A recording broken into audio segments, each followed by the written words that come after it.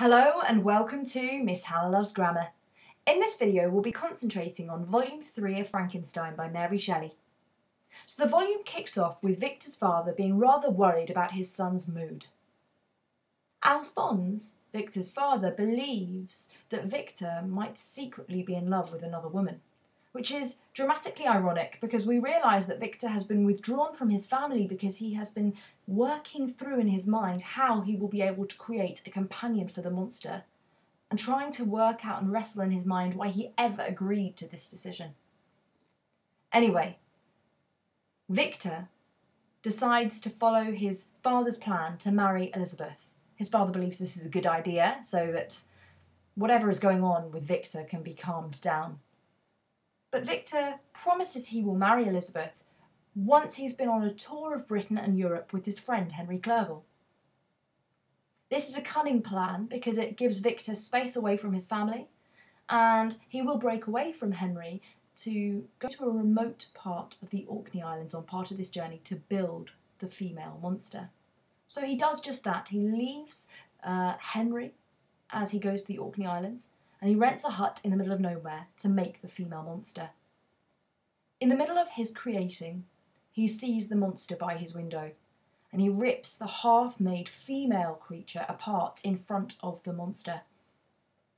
The monster leaves devastated, and he threatens Victor by saying, "I will be there on your wedding day."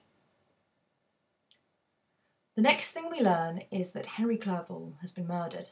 We realise this must be the monster's work, and the monster makes it look as though Victor did it. Victor lands ashore in Ireland, and they put him on trial for the murder of Henry Clerval.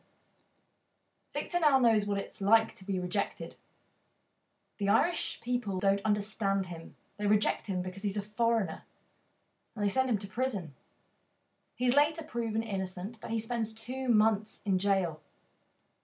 He is beginning to learn the isolation of the monster, but it also has echoes of what happened in Volume 1 towards the end of that volume with Justine and her trial.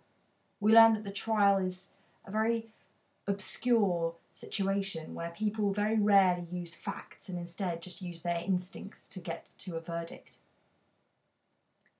Victor marries Elizabeth, and they go to Italy by boat, and they spend their wedding night in Evian, which was quite a nice resort in Geneva at the time by the mountains. That night, the monster kills Elizabeth. As promised, he is there on Victor's wedding night. Victor believed that the monster would try and kill him. Unfortunately, the monster chose Victor's loved one. Upon hearing the news that Elizabeth has been killed, Victor's father, Alphonse, dies. Now Victor is alone. He's able to understand a little further the suffering of the monster. Though Victor decides he must now seek out the monster and kill him. He chases him and tracks him down near the North Pole. It's at this point that Victor loses the monster and needs to be rescued.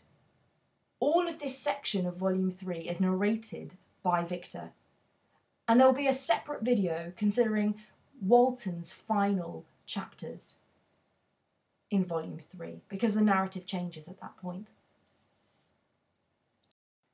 So in this jam-packed volume, what does Shelley accentuate through language? A prevalent theme across the novel is drawn to attention here, that of creation and destruction.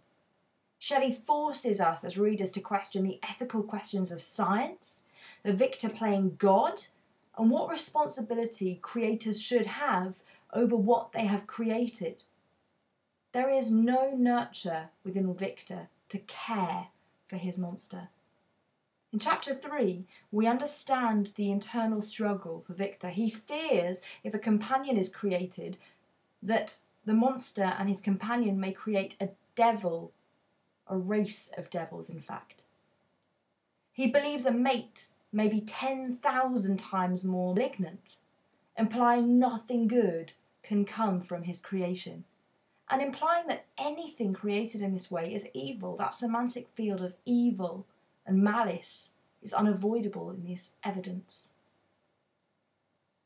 It's clear also that Shelley is planting evidence of foreshadowing throughout this novel, and the foreshadowing of fates for characters. When the monster threatens Victor and he says, "I shall be with you on your wedding night," this is haunting and reactionary, and it's a response to his own mate being murdered before his very eyes. In that moment, we understand the monster's motives completely.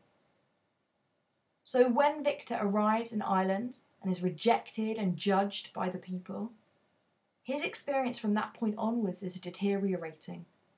He's at the hands more and more of the monster.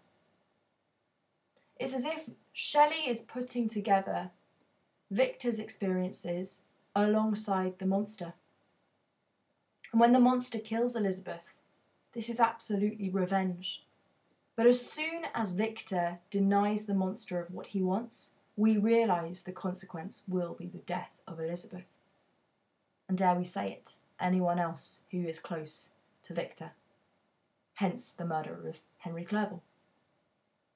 It's important also in Volume 3 for us to echo back to Justine's murder, if you like, at the hands of the justice system, as we met in Volume 1. Victor's trial is equally fixated on minor circumspectual details that don't seem that important. Unlike with Justine, though, the correct verdict is found. Victor does not pay as a victim like Justine did.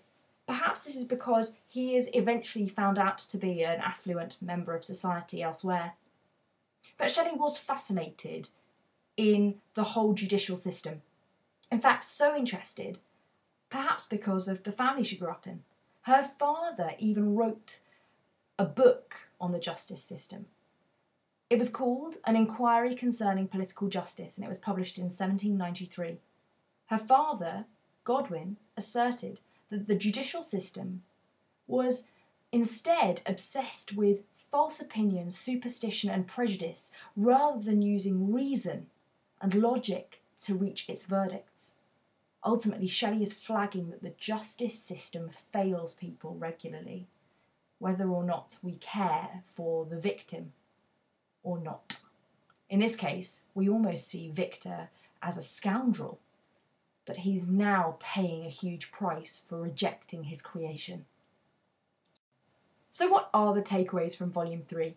Here, Victor promises to marry Elizabeth after travelling with Henry, and we see rare moments of him being joyful and happy with his friend, Henry.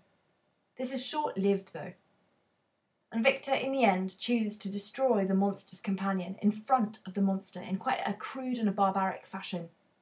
We as readers realise at that moment there is a huge price to pay for giving the monster nothing and leaving him totally alone.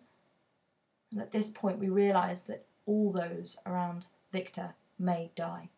Henry dies first, and Victor is accused and imprisoned. I say dies first within this volume, obviously. Others, like William, have died before in Volume 1.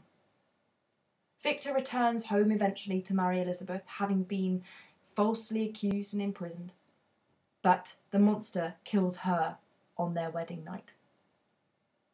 The news of Elizabeth's death kills Alphonse, and now we learn that Victor is as alone as ever.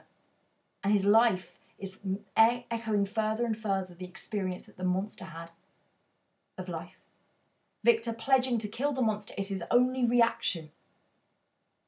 Victor ultimately requests that Walton, later on in Volume 3, should destroy the creature, setting up the climax of the novel. No matter how we spin this, Victor is questioned now as the true monster of the novel. And as his life begins to unravel before our eyes, we have to question who the real monster is within this novel. Shelley is posing questions not about justice and fate, but also about what power we should have over creation and whether humanity is ever able to be responsible if it is to play God.